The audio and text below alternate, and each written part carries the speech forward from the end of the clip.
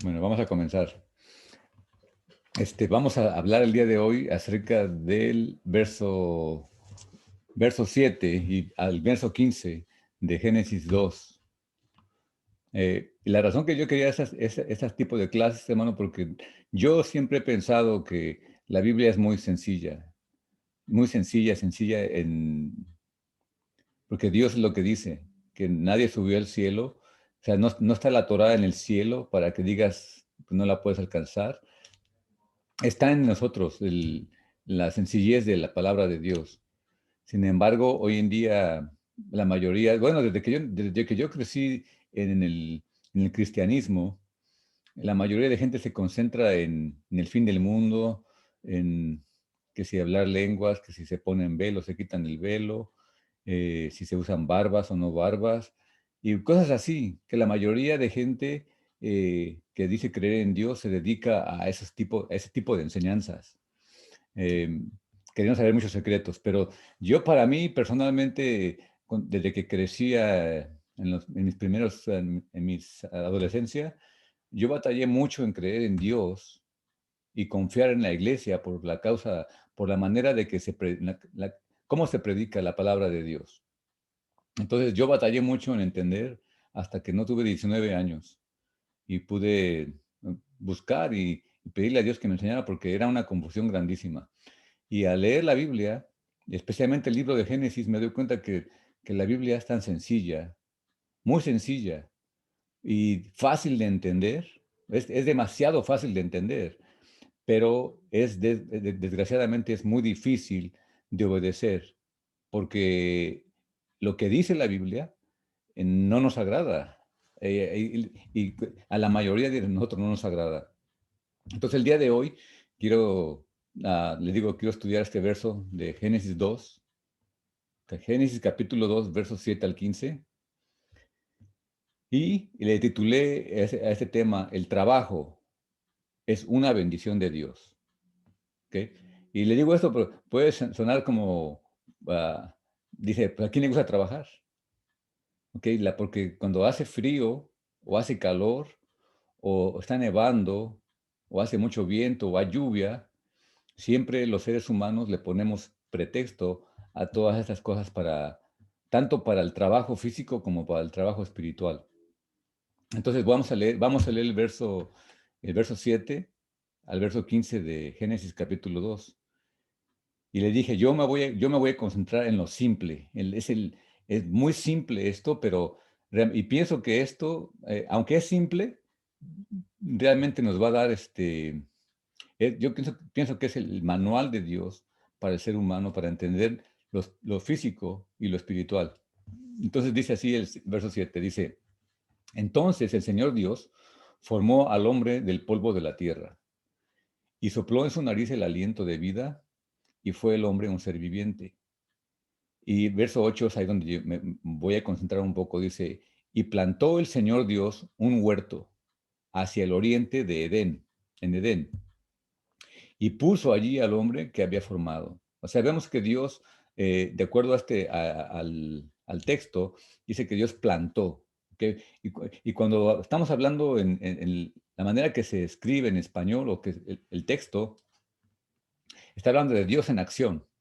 O sea, Dios está trabajando. Dios plantó un huerto, dice, hacia el oriente en Edén. ¿Ok? Muy importante esto. Dios está plantando un huerto y dice, y puso allí al hombre que había formado. Y el Señor Dios hizo brotar de la tierra todo árbol agradable a la vista y bueno para comer. Dice, asimismo en medio del huerto el árbol de la vida y el árbol del conocimiento del bien y del mal. Y del Edén salía un río para regar el huerto y de ahí se dividía y se convertía en otros cuatro ríos. Dice, el nombre del primer es Pisón, este es el que rodea toda la tierra de Avila, donde hay oro. El oro de aquella tierra es bueno. Dice, allí hay bedelio y onice. Y el nombre del segundo río es Gijón. Este es el que rodea la tierra de Cus. Y el nombre del tercer río es Tigris. Este es el que corre al oriente de Asiria. Y el cuarto río es el Éufrates. Y verso 15 es donde me quiero, este va a ser este es el fundamento de este tema. Dice, entonces el Señor Dios Se tomó al hombre y lo puso en el huerto del Edén para que lo cultivara y lo cuidara. O sea, vemos que en el principio de la creación Dios pone al hombre en el huerto del Edén para que lo cultivara. O sea, no puso al hombre ahí para que se la pasara muy tranquilo o gozándose, acostado, dormido o descansando. Lo puso ahí para cultivar el huerto y para que lo cuidara. Este es el texto de la Torá, ¿ok? Entonces, les digo, yo me concentro no en lo escondido del texto, sino en lo simple del texto. Porque nosotros ya vimos la semana pasada que somos hombres y mujeres, somos hechos de sangre, de carne, de polvo, pero también estamos formados del Espíritu de Dios, o sea, somos seres espirituales, pero terrenales. Y la idea o la enseñanza judía, hebrea de estos versos es de que dice que Dios puso lo espiritual, puso su espíritu en nosotros, algo espiritual, algo que no se ve, lo puso en polvo, como dice Pablo, puso este gran trabajo en vasos de barro, que somos nosotros. Entonces, lo que enseñan ellos es de que nosotros tenemos el trabajo de hacer que lo físico se convierta en algo espiritual, al elevar lo físico. Y tanto la comida como el sueño, como el trabajo, como el sexo, como todo lo que el hombre y la mujer se utilizan para vivir o necesitan para vivir, todas las cosas tienen que ser de acuerdo a la voluntad de Dios para elevar lo terrenal a algo espiritual. Entonces dice que Dios plantó ese huerto, dice, y puso al hombre ahí para que lo cultivara y para que lo cuidara. O sea, ponga atención a esto, ¿ok? Entonces, vemos que Dios creó al hombre a su imagen y su semejanza. Y de acuerdo a Juan capítulo 5, versos 16 y 17, ahí hay un debate entre los judíos, y cuando me refiero a los judíos no se refiere a toda la gente, ¿ok? Especialmente a los religiosos. Digo, en aquel tiempo estaban los saduceos, estaban los fariseos, estaban los esenios, diferentes tipos de pensamientos. Y dice de los judíos. Entonces, ¿cuáles judíos eran los que eh, debatían con Jesús? Pues eran los saduceos, eran los fariseos, los herodianos, todas esas clases de pensamientos. Entonces, Jesús, en Juan capítulo 5, en los primeros versos, dice que había un hombre que tenía como 38 años de estar paralítico. Entonces había ahí en el lugar donde estaba el paralítico una fuente, como una alberca donde había agua y de vez en cuando bajaba un ángel a moverle y la persona que llegara primero ahí pues era sanada. Y dice que Jesús vio al hombre y tuvo compasión de él y le preguntó que si quería ser sano. Entonces el hombre dice, pues, Señor, pues no puedo porque cuando yo voy para allá pues alguien ya me gana. Pero que Jesús lo sana, al punto que es que Jesús lo sana y este día era un día de reposo, un día de sábado. Entonces hemos visto que Dios dice que 6 días trabajarás y harás toda tu obra, pero el séptimo día será de descanso. Entonces la manera que lo interpretaban los judíos eh, era de que no podías trabajar, no podías a veces ni caminar ciertas cosas, no podías cargar tu camilla. Había reglamentos que ellos habían puesto para, le llaman como defensas hacia la Torah. Entonces, eh, este hombre es sanado en sábado y en el capítulo 5, versos 16 y 17 de Juan, Jesús, vienen los judíos, le dicen, a causa de esto, dice, a causa de que Jesús sanó a este paralítico, dice, a causa de esto los judíos perseguían a Jesús. Dice, porque hacía estas cosas en el día de reposo. Dice, pero él le respondió, Jesús, o sea, Jesús le responde a ellos, hasta ahora mi padre trabaja, dice, y yo también trabajo, hablando del sábado. ¿Ok? Entonces, ¿cómo se llama el tema de hoy? Se llama, el trabajo es una bendición de Dios, el trabajo. Entonces, dice, pero Jesús dice que mi padre hasta ahora trabaja. Entonces, quisiera darles una historia, bueno, que yo estuve en la escuela y en la escuela cuando, pues en los 70, cuando yo empecé a ir a la escuela, Recuerdo que una ocasión un maestro dijo que él era ateo y sacó una historia que en China, también porque China es era, o no sé si es o era un país comunista y supuestamente están en contra de la religión, de un dios, que un chino le enseña, un maestro chino le enseña a sus alumnos, tienen hambre y los niños dicen que sí. O sea, hablando con los niños, y dice, ¿cuántos de ustedes creen en Dios? Y pues algunos niños chinos, pues dicen, levantan su mano y dice, yo creo en Dios. Entonces dice, pídele a Dios que te dé una manzana. Y pues el niño se queda pensando, pues ¿cómo le voy a pedir a Dios una manzana? Y, y si no te la va a dar. Entonces le dice, pídemela a mí. Y entonces el niño le pide la manzana y saca al chino, el maestro le da la manzana. ¿Ok? O sea, esta es su manera de pensar de este hombre, ah, ah, de este país, que no hay Dios, porque Dios no te va a dar la manzana. Pero si la pides a un hombre, el hombre es capaz de darte una manzana. Pero yo no sé cuántos de ustedes se han puesto a pensar en estas cosas, ¿ok?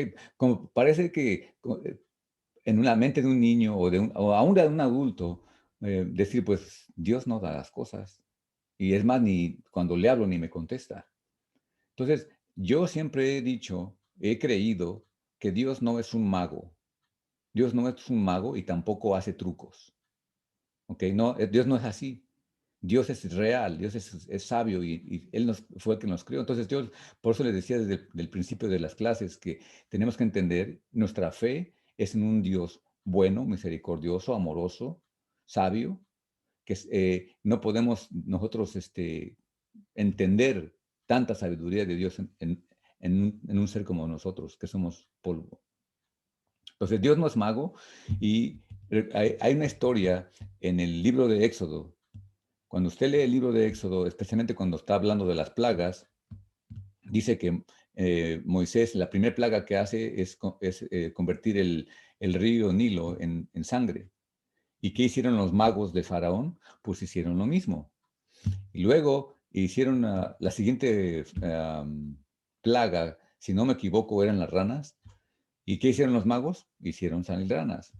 Pero cuando llegan a la tercera plaga, que es la plaga de los piojos, en el capítulo 8 de Éxodo, verso 16 al 19, dice, entonces el Señor dijo a Moisés, di a Aarón, extiende tu vara y golpea el polvo de la tierra para que se convierta en piojos por toda la tierra de Egipto. Y si así lo hicieron. Y Aarón extendió su mano con su vara y golpeó el polvo de la tierra y hubo piojos en hombres y animales. Todo el polvo de la tierra se convirtió en piojos por todo el país de Egipto. Y los magos, fíjense aquí otra vez, los magos trataron de producir piojos con sus encantamientos, dice, pero no pudieron. Dice, hubo pues piojos en hombres y animales. Entonces los magos le dijeron a Faraón, este es el dedo de Dios. Pero el corazón de Faraón se endureció y no los escuchó, tal como Dios le había dicho. O sea, que vamos viendo que el hombre tiene ciertas habilidades de imitar a Dios, pero llega en la tercera plaga de los piojos, dice ellos no pudieron hacerlo, dice, este es el dedo de Dios. O sea que Dios, el punto de esta historia no es hablando de las plagas, sino hablando de que Dios no es un mago. O sea, nosotros no le podemos pedir a Dios por una manzana y va a aparecer la manzana arriba de mi mesa. Y no le puedo pedir a Dios un carro y va a estar en mi garage. No, no, no, Dios no va a hacer eso por nosotros. Y entonces la mayoría de religiones hoy en día proclaman que Dios es bueno, que Dios nos da todo y que nosotros no tenemos ni que trabajar. Pero vamos a ver que la Biblia es lo opuesto. La Biblia nos dice que tenemos que trabajar. Desde el principio de la creación dice que Dios formó al hombre y lo puso en el jardín del huerto del Edén, dice, para que lo cultivara y para que lo cuidara. Es el trabajo del ser humano. Y para esto se ocupa de trabajar. Entonces, yo digo, no sé si a ti te ha pasado, pero a mí sí me pasó. O sea, nosotros eh, la verdad, especialmente cuando estamos jóvenes, niños, no nos gusta trabajar. Queremos jugar, queremos ver televisión, queremos ver los deportes o cualquier otra cosa. Estar con el novio, con la novia, pero menos trabajar. O sea, queremos buenas cosas, queremos buena ropa, queremos tener un buen teléfono, queremos un buen carro, queremos una casa, queremos muebles. El hombre siempre no se jacta de tener cosas, pero para tener cosas hay que trabajar. ¿Ok? Y vamos a ver a través de la Biblia cómo es que esto no puede funcionar, funciona porque funciona. ¿Ok? Y no tenemos que ser un gran contador o un gran estudiante de matemáticas para entender esto. ¿Ok? Entonces, cuando yo leo la Biblia, me encuentro con el primer padre de la religión cristiana o judía, que es Abraham. Y Dios le dice a Abraham, deja tu tierra, y le dice, sal de tu tierra y sal de tu parentela. Dice, para heredar una tierra que fluye leche y miel. O sea, yo te voy a llevar a una tierra que fluye leche y miel. Y esa va a ser te la voy a dar en heredar. Entonces, si usted ha leído el texto de la historia de Abraham, dice que Abraham sale, obedece a Dios y se va, sale de su tierra, de allá de Ur de los Caldeos, donde vivía, y va para Canaán. Pero en la trayectoria para llegar a Canaán hay una ciudad que se llama Harán, y ahí hace una parada Abraham. Entonces ahí muere su padre. Pero dice que Abraham llega a Canaán, y cuando llega a Canaán, la tierra que Dios le dijo que fluye leche y miel estaba en hambruna, no había que comer.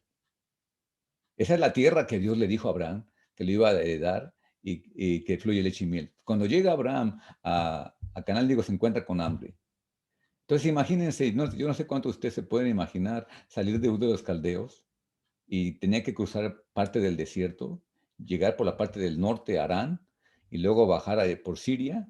Y es un recorrido que no había carros, no había camiones, no había, bueno, y aunque había caballos, tal vez no venían en caballos corriendo, galopeando, venían con burros, venían con camellos, venían con niños, y era una distancia bastante difícil de caminar.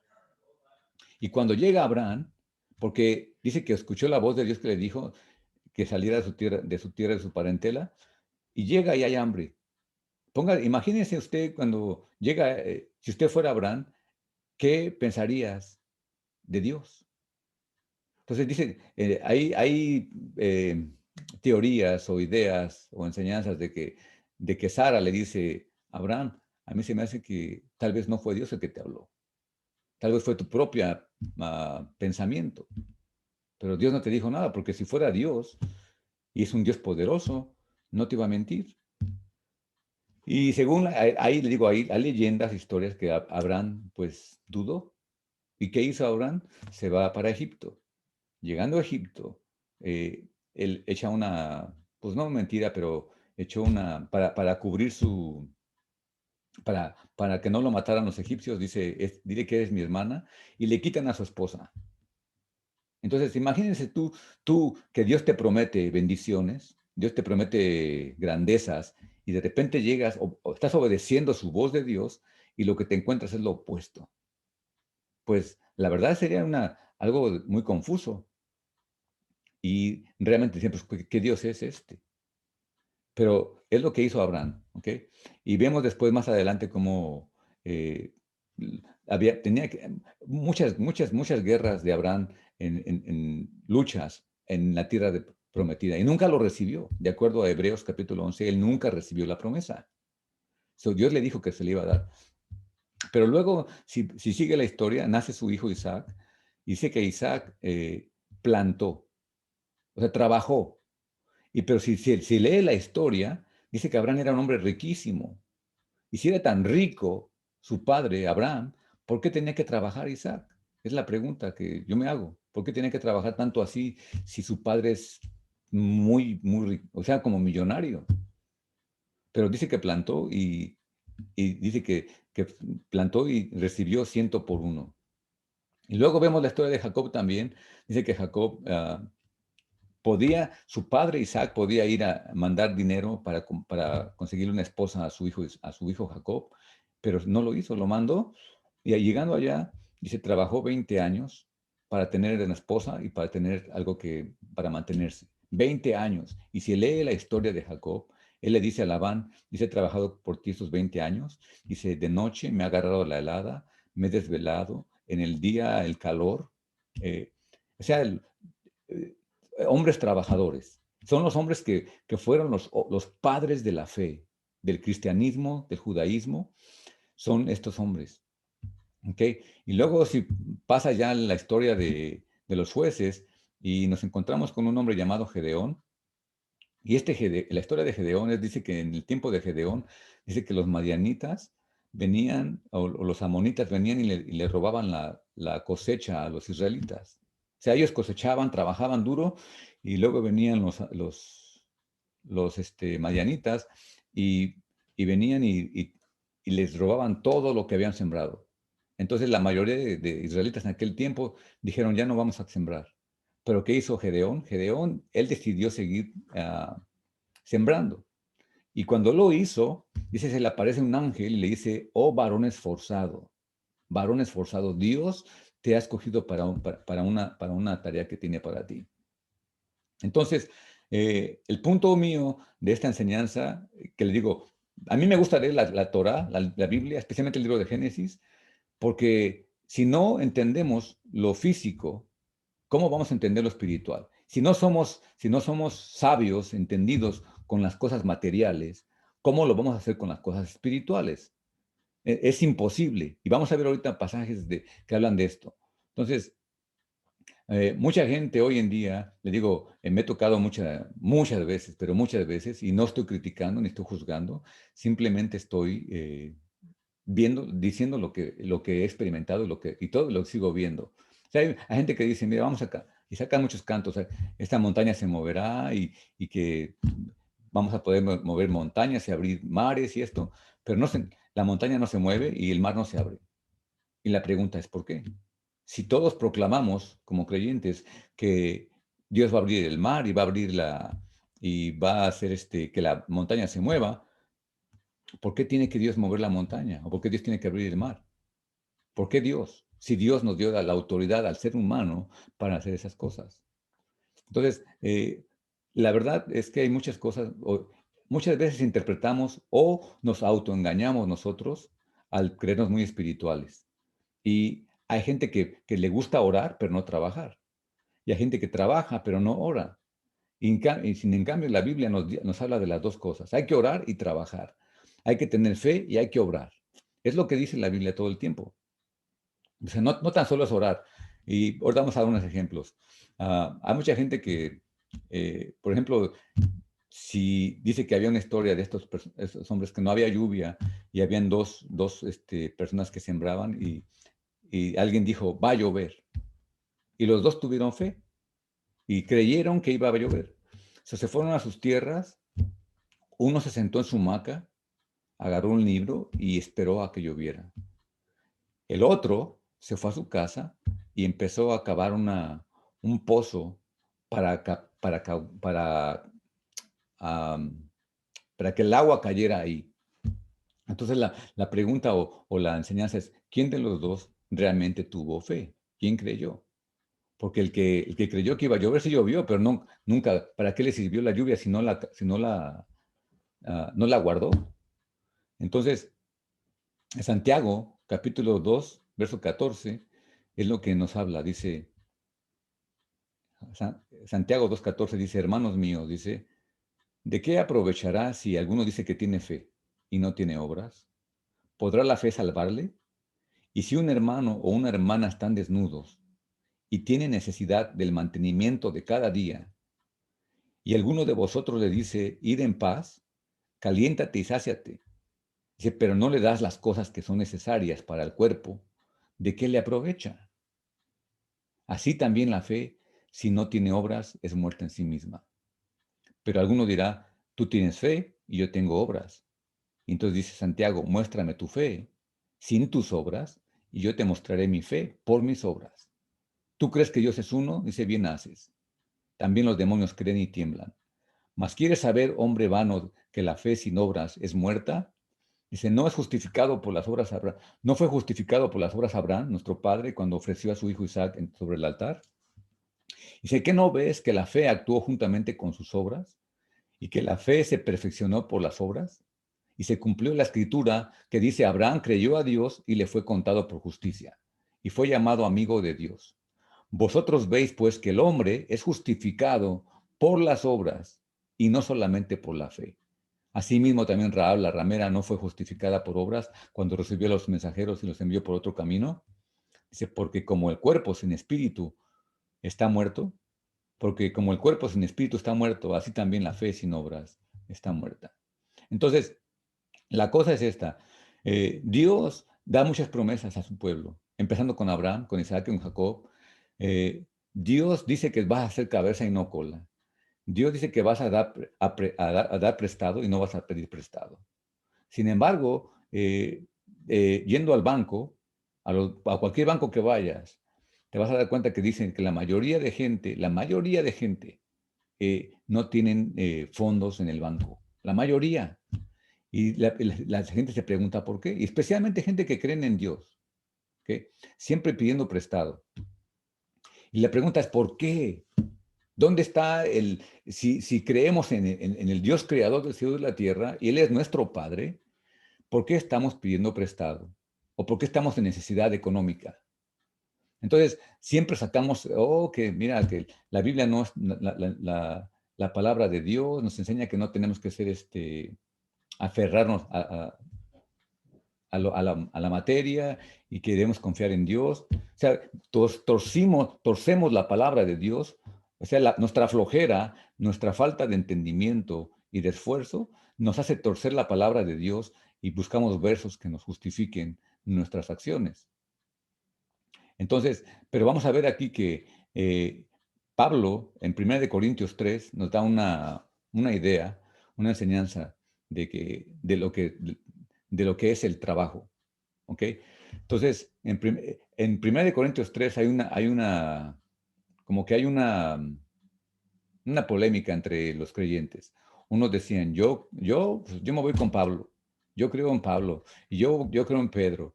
Y no, que Pedro estuvo con Jesús y Pablo no, y Apolos habla muy bien, y cada quien escogía a su predicador favorito.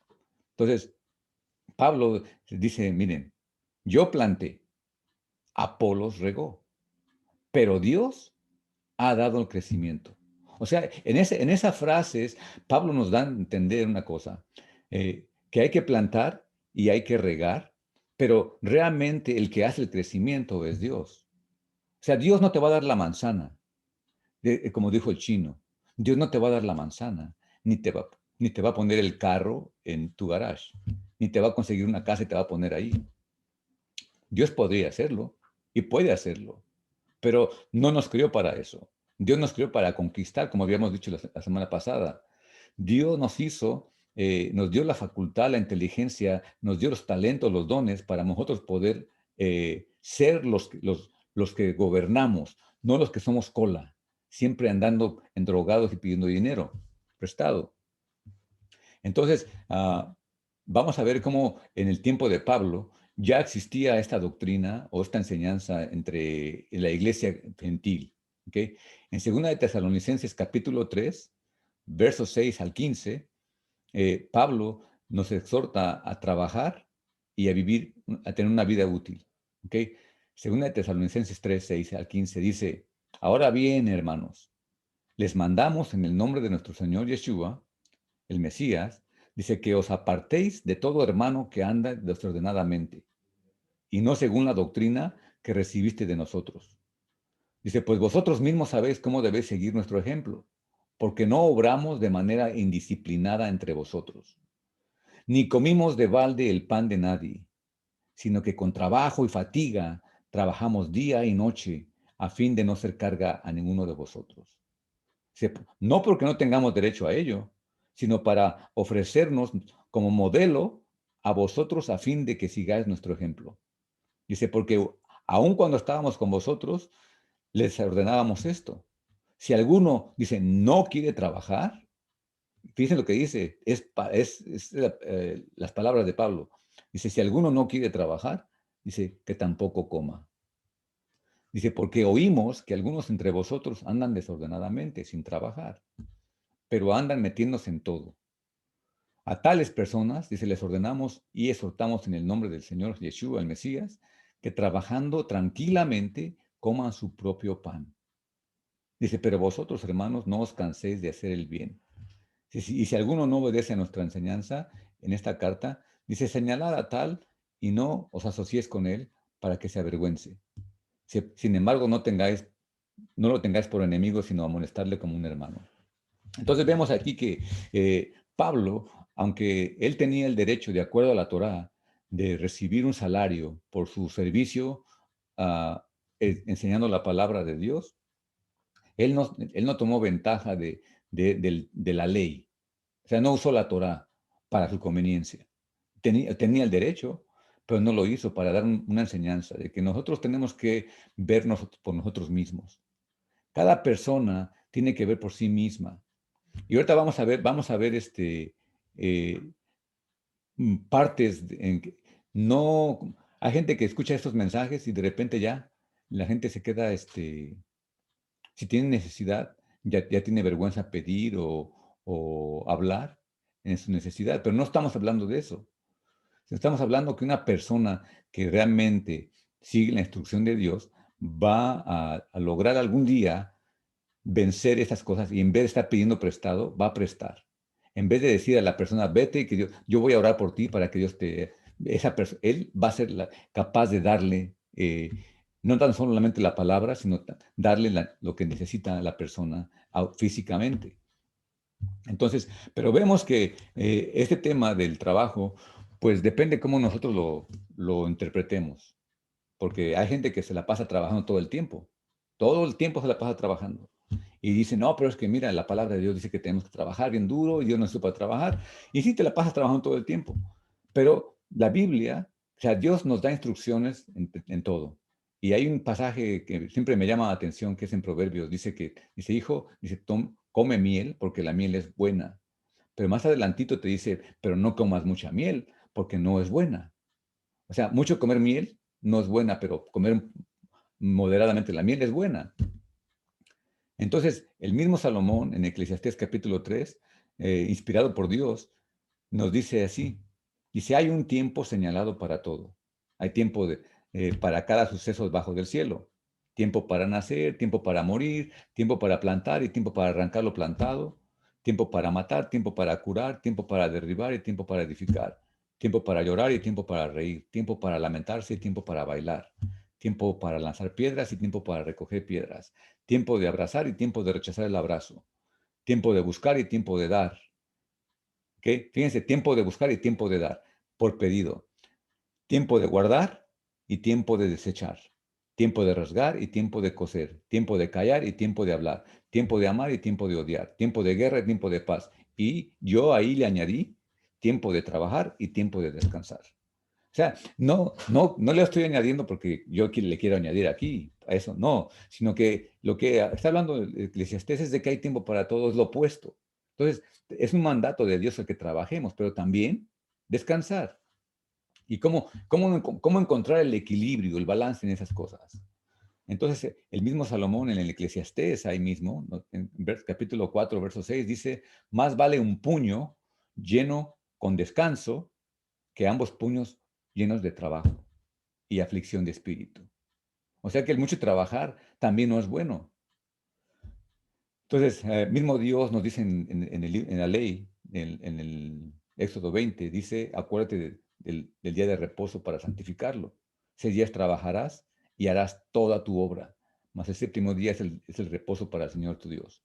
No harás en él obra alguna, tú, ni tu hijo, ni tu criado, ni tu hijo, ni tu siervo, ni tu bestia, ni tu ganado, ni el extranjero que está contigo. Entonces vemos que Dios no tan solamente nos pone para trabajar todo el tiempo, pero hay los trabajos que tenemos 2 trabajos. Tenemos un trabajo físico y un trabajo espiritual. 6 días nos da Dios para trabajar, ¿ok? Para trabajar en nuestro trabajo físico.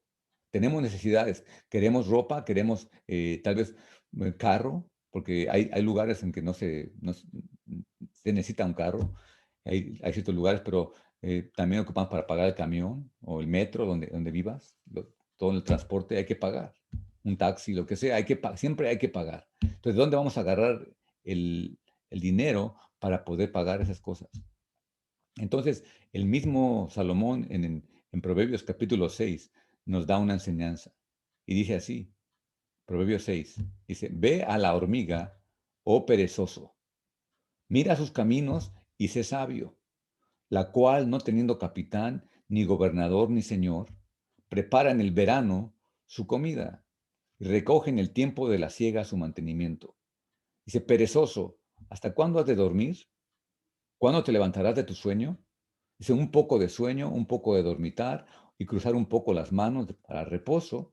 Dice, así vendrá tu necesidad como caminante y tu pobreza como un hombre armado. Entonces vemos aquí que la Biblia, le digo, como yo esa fue la segunda clase, si no me equivoco, que di, es acerca de que la Biblia es la palabra de Dios, es inspirada de Dios. Sí, lo escribió Salomón, lo escribió tal vez David, pero fue inspirada por Dios.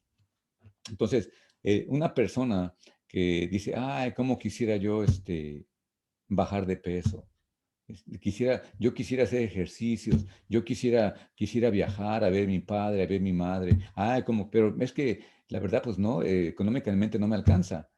Bueno, si quieres hacer cosas, si tienes deseo de hacer cosas y hablas de que la economía no alcanza, algo está sucediendo con las promesas de Dios. O Dios es mentiroso o nosotros somos malos, entendemos mal la palabra de Dios y siempre estamos con esas situaciones.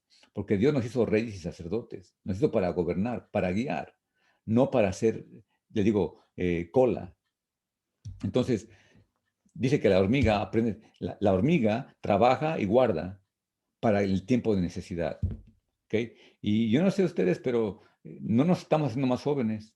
O sea, cada día nos hacemos más viejos y dicen, bueno, yo creo en Dios, yo confío en Dios. Pero vemos que Santiago nos está diciendo, y la Biblia nos dice que tenemos que prepararnos, tenemos que trabajar duro para cuando llegue el invierno poder nosotros no ser carga para nadie. Entonces es muy importante todas estas enseñanzas bíblicas. Pero les digo, hoy en día la mayoría de religiones se dedican a, digo, como hablar de si me uso faldas, si no uso faldas, si uso zapatos, si no uso zapatos, si me dejo barba o no. Esas cosas, la verdad es lo que dijo Jesús a los fariseos. Ustedes dice que abrantan el mandamiento de Dios por sus tradiciones. Las iglesias o la religión está llena de tradiciones, de enseñanzas que ni siquiera nos sirven para mejorar una vida en la tierra, para elevarla. Simplemente nos duerme, nos ciega y peleándose y dividiéndose la gente porque si Adán tenía ombligo o no tenía ombligo. O sea, cosas que no tienen ni sentido. Pero esas cosas que son con las que diario batallamos, porque tenemos que pagar la renta, tenemos que pagar la luz, tenemos que pagar la gasolina, tenemos que pagar la aseguranza del carro, tenemos que pagar el teléfono, tenemos muchas cosas. Entonces, ¿qué vamos a hacer? No podemos estar siempre viviendo de los demás. Eso es lo que la Biblia condena. Y es importante que un cristiano, una persona que cree en Dios, sepa que tienes el talento y la bendición de Dios para poder lograrlo. Entonces dice así Mateo 25. Y Jesús termina o sea, quisiera yo ya concluir con estos temas, con este pasaje. En Mateo 25 dice así. Dice en el verso 14 de Mateo 25, dice, Jesús dice a la gente, dice, porque el reino de los cielos, dice, es como un hombre que yéndose lejos, llamó a sus siervos y les entregó sus bienes. A uno dio 5 talentos, y a otro 2, y a otro 1. A cada uno conforme a su capacidad, y luego se fue lejos. Y el que había recibido 5 talentos, fue y negoció con ellos, y ganó otros 5 talentos. Asimismo, el que había recibido 2, ganó también otros 2. Pero el que había recibido 1, fue y cavó en la tierra y escondió el dinero de su señor. Después de mucho tiempo vino el señor de aquellos siervos y arregló cuentas con ellos. Y llegando el que había recibido 5 talentos, trajo otros 5 talentos, diciendo, Señor, 5 talentos me entregaste, aquí tienes, he ganado otros 5 talentos sobre ellos. ¿Y qué le respondió el Señor? Dice, bien, buen siervo y fiel. Sobre poco has sido fiel, sobre mucho te pondré. Entra en el gozo de tu Señor. Entonces, hay una, no me acuerdo el pasaje, pero dice que si en las cosas terrenales no somos fieles, ¿cómo nos va Dios a confiar lo espiritual? Llegando también, dice el verso 22, llegando también el que había recibido 2 talentos, dijo, Señor, 2 talentos me entregaste, aquí tienes, he ganado otros 2 talentos sobre ellos. El Señor le dijo, bien, buen siervo y fiel, sobre poco has sido fiel, sobre mucho te pondré. Entra en el gozo de tu Señor. Pero llegando también el que había recibido 1 talento, dijo, Señor, te conocía que eres un hombre duro, que ciegas donde no sembraste y recoges donde no esparciste. Por lo cual tuve miedo y fui y escondí tu talento en la tierra, si aquí tienes lo que es tuyo. Respondió el Señor, le dijo, siervo malo y negligente.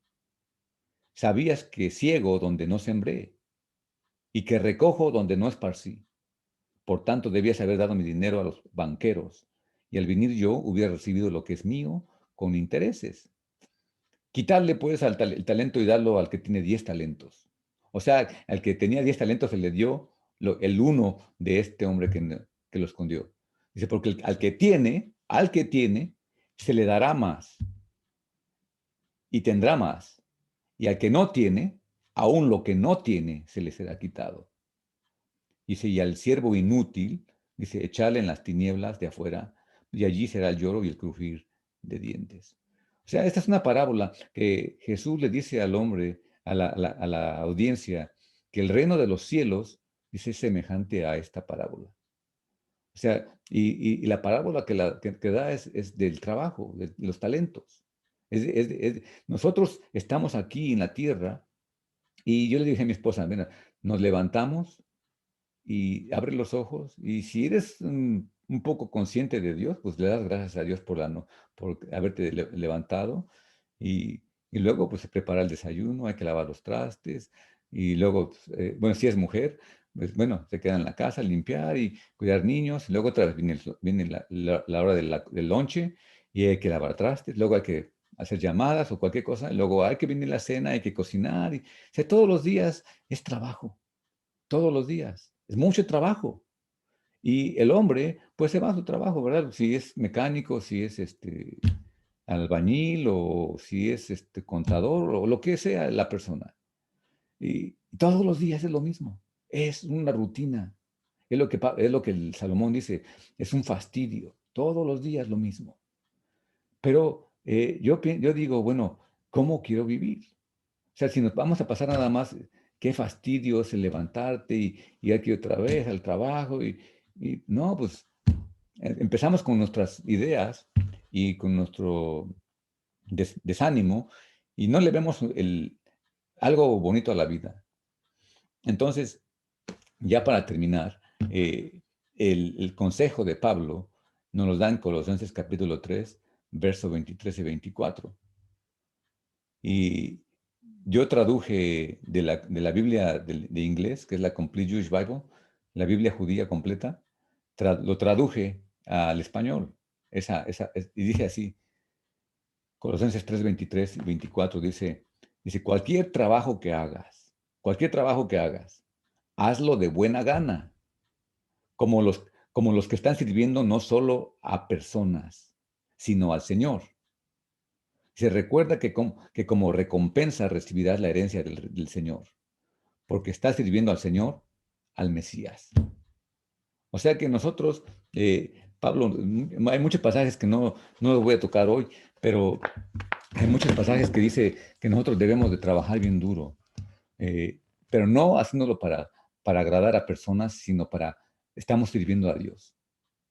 Entonces, pero esto de trabajar duro, también hay recompensas y Dios promete bendecir nuestras manos en todo lo que hacemos ¿y para qué trabajamos tan duro? ¿Para qué? Si no es para nosotros gozarnos de comer y vestirnos, y no malgastando nuestro dinero, pero sobre todo es para poder ayudar a alguien más. Siempre hay alguien más que ocupa. Pero nosotros hay gente que escucha el mensaje, este mensaje, y lo que va a hacer la persona, lo que es el necio, el negligente, esa persona va a decir, ah, pues este está predicando, pues a este le voy a pedir. Al que está predicando se le voy a pedir.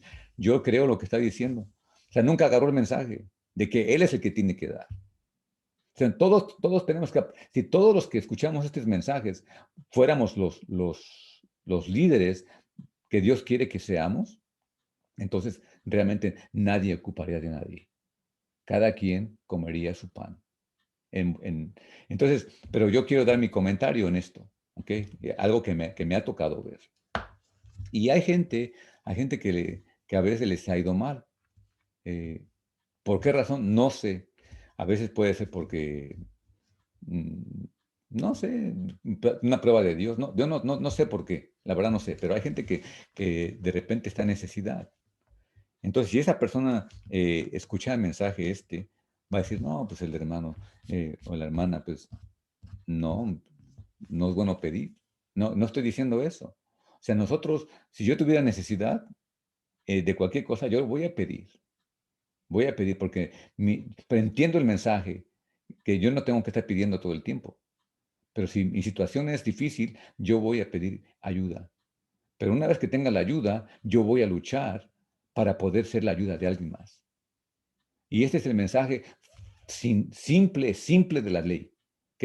Le digo que yo no me puedo concentrar en hebreo o en cosas, en tradiciones judías, sino vamos a verla. Yo veo la Biblia de una manera práctica para cada día de nuestra vida. Entonces, si tú estás batallando económicamente, estás siempre en deudas con el banco o no puedes pagar la renta o estás batallando, Dios hace una promesa. Dice, yo te voy a dar una tierra que fluye leche y miel. Pero esa tierra que fluye leche y miel que se la ofreció a Abraham, no era tan simple como nosotros pensamos. Él tenía que labrarla, tenía que plantar, tenía que recoger, tenía que cultivar, tenía que cuidar, tenía que mantener, tenía que proteger.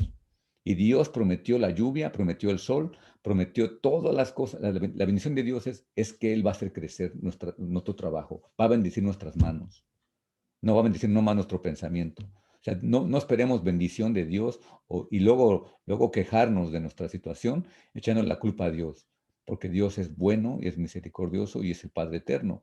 Y Él cuida de su creación como lo ha hecho desde el principio.